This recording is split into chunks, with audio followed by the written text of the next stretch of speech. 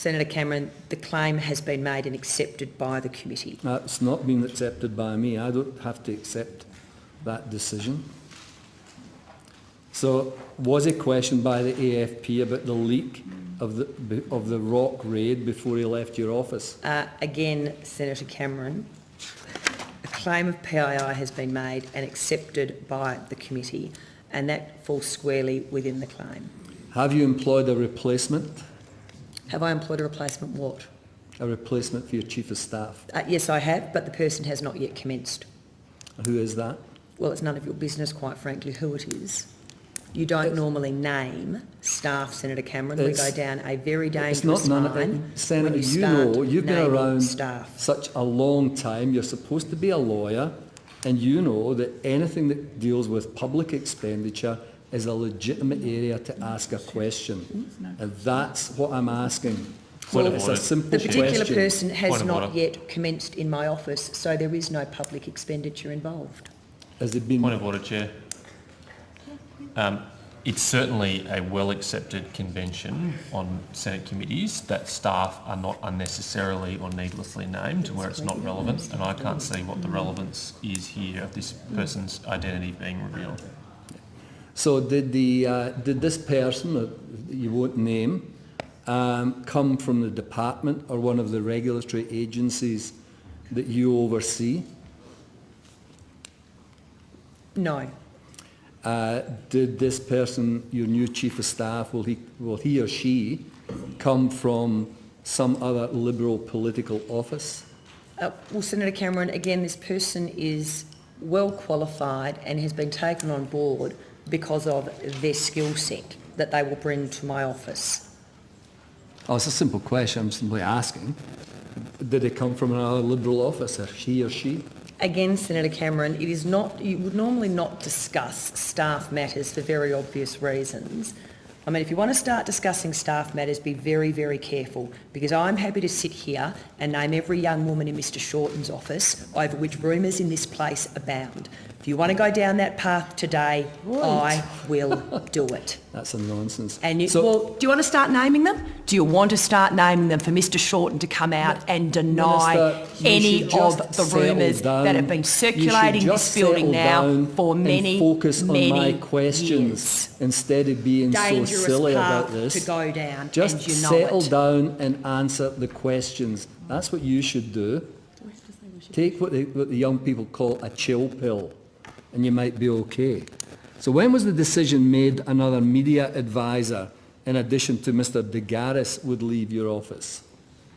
Well, Senator Cameron, the standard procedure across government when there is a change in portfolio is that under the Members of Parliament Staff Act, when there is a change in a minister or a shadow minister's portfolio, all staff positions in the former office automatically cease. So all positions in my office and in former Senator Sinodinos' office, they actually ceased. People then reapply for their position should they wish to work in what is now a fundamentally new portfolio. You'd be aware that in the reshuffle, my portfolio has changed significantly. I am now also the Minister who is responsible for the Department of Industry, Innovation and Science, and I ceased to be the Minister for Women and the Minister assisting the Prime Minister for the Public Service, along with having responsibility for the workplace relations side of what is now known as the Jobs and Small Business Portfolio, and as a Jobs and Innovation Portfolio, and as a result of these changes, I think it would be pretty obvious to anybody that the needs of my office changed significantly. So is... done everything that we were meant to do. Chair. Yes. I'm ceding to my leader, Senator Wong. Okay, yes, Senator Wong, you've got the call. Thank you, Chair. Thank you, Senator Cameron. Chair, I've been in foreign policy meetings with various heads of mission, and it's just come to my attention that some outrageous slurs were made from the table by the Minister. We had the Prime Minister a week ago giving us a fairly moralising speech saying we need to make this a better workplace for women. And the Minister representing the Minister for Women comes in here making what can only be described as outrageous slurs about the character of female staff working for the Leader of the Opposition. It can't be allowed to stand. I think it's disgraceful and sexist, and it is impugning of the character of various staff. I would ask the Minister to withdraw. Senator Wong, I do not agree with your summation of what was said. Senator Cameron was clearly maligning my staff. The point I was making was rumours circulate in this building. It does not mean they are true. I referred to rumours. I did not mean to. I'm not interested in what Senator Cameron said, Minister. If you have a personal reaction to that, deal with it. But you chose instead to make what were, frankly, disgraceful remarks impugning the character of staff working for the Leader of the Opposition. You should withdraw that. And if you don't, we will have to deal with it on the floor of the Senate. If anyone has been offended by my remarks, I withdraw them. Thank you. Thank you, Chair. Senator Cameron. Yep. Thanks. So I, once again, Tonight, we are looking at another explosive moment inside the Australian Senate. And once again, it shows just how ugly, personal, and chaotic our politics can become when the pressure is on. What started as a routine committee exchange, the kind of procedural questioning that happens every week in CRA, quickly spiraled into accusations, deflections, and outright hostility. Senator questions were dodged, transparency was challenged, and instead of straight answers, we got stonewalling and personal shots. This wasn't some fiery election debate. It wasn't campaign season theatrics. It was a Senate committee hearing, a place specifically designed for scrutiny, detail, and accountability. The confrontation centered around a senior minister being grilled by Senator Doug Cameron over staffing decisions, specifically the appointment of a new chief of staff and whether public money was being used appropriately. Now, this should be simple. In a democracy, when taxpayer dollars are involved, questions are fair game. That's not controversial. That's literally how accountability works. Senate committees exist for one purpose: to ensure ministers and departments explain how public money are spent and why decisions are made. But instead of clarity, we saw resistance. Direct questions were asked. Who's been hired? Where did they come from? Is public expenditure involved? What process was followed? And the response? It's none of your business. Let that sink in. A government minister telling an elected senator that staffing funded by taxpayers is none of your business. That's not transparency. That's not accountability. That's not even a political disagreement. That's arrogance. Senator Cameron pushed back, arguing that anything involving public money is absolutely a legitimate area for scrutiny. And frankly, he's right. Whether you agree with his politics or not, oversight is the entire point of Senate committees. Ministers don't get to decide which questions are convenient enough to answer, but things didn't just stay tense, they escalated. Instead of sticking to the facts, the exchange turned personal.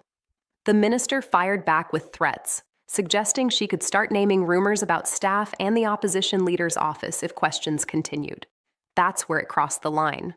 Because once you start weaponizing gossip and insinuations about staff, people who aren't elected, people who can't defend themselves in that chamber, you're no longer debating policy. You're playing dirty. It stops being governance and starts looking like intimidation. And this isn't just some minor procedural spat. It reflects a bigger pattern in CRA. Too often when politicians feel cornered, they don't answer. They attack. They don't clarify. They distract, they don't explain, they escalate. It's a defensive reflex that might work in short political bursts, but long-term it erodes trust.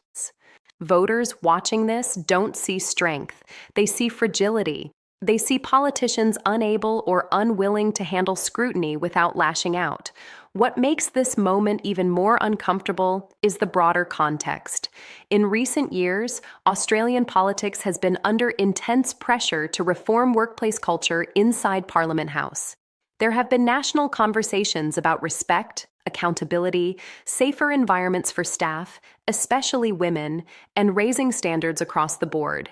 Leaders from all sides have spoken about integrity, about cultural change, about building a better political workplace. And then right there in the chamber, we hear remarks that colleagues describe as sexist and inappropriate.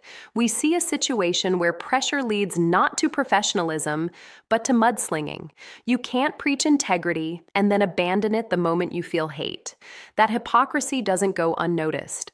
Senator Penny Wong called it out directly, labeling the comments disgraceful and demanding a withdrawal. And regardless of party lines, that intervention matters because basic standards of conduct shouldn't depend on whether you sit on the government benches or the opposition side. This isn't about ideology. It's not about left versus right. It's about conduct. It's about whether our elected officials treat scrutiny as part of the job or as a personal attack that justifies retaliation. And here's the bigger picture that often gets lost in the noise. Staffing decisions matter. Chiefs of staff and senior advisors aren't just assistants. They are powerful gatekeepers. They influence policy direction, messaging, strategy, and access to the minister. They shape what information flows upward and what decisions get prioritized. These are not minor roles. They are central to how government operates. So when questions about those appointments are shut down with none of your business, it naturally raises suspicion. If everything is above board, just answer the question.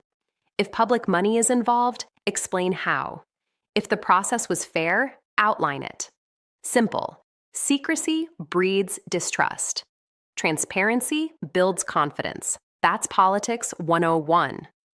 And honestly, moments like this help explain why public faith in government keeps dropping. Australians don't expect perfection. They know politics is messy. They know disagreements happen. But what they do expect is honesty.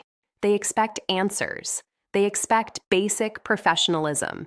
Instead, they get yelling matches, personal digs, and theatrics. It starts to look less like a parliament and more like a schoolyard argument where the loudest voice wins the moment. But nobody actually solves anything. Meanwhile, outside that chamber, real problems are piling up. Cost of living pressures, housing affordability, energy prices, small business stress, health system strain. People want solutions, not squabbles. They want leadership, not ego battles. They want competence, not chaos. This exchange should have been 5 minutes of straightforward accountability. A few direct questions, a few direct answers, and move on. Instead, it became another viral example of how quickly standards can unravel under pressure. And that's the real takeaway here.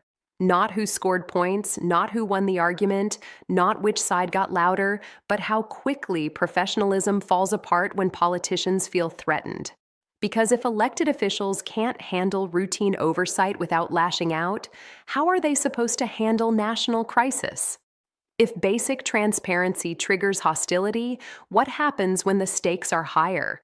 That's the question voters are quietly asking, and it's a fair one. At the end of the day, scrutiny isn't an attack. It's democracy doing its job. Senate estimates and committee hearings exist so ministers can't operate in the dark. They exist to protect taxpayers. They exist to ensure power is exercised responsibly. Trying to dodge that process doesn't make questions disappear. It just makes things look worse. If you're confident in your decisions, stand by them, explain them, own them. Because the moment you start saying none of your business, you've already lost the argument in the court of public trust. And Australians notice. They notice the tone. They notice the deflection. They notice the hostility. Trust isn't lost in one dramatic scandal. It erodes in moments like this. Small interactions that reveal how power reacts under pressure. Watch the full exchange yourself. It's messy, it's heated, and it says a lot about the state of our politics right now. Make up your own mind. But one thing is clear. Canberra needs less drama, less ego, and a lot more accountability because democracy only works when scrutiny is respected, not resented. And right now, too many voters are wondering whether that standard is slipping.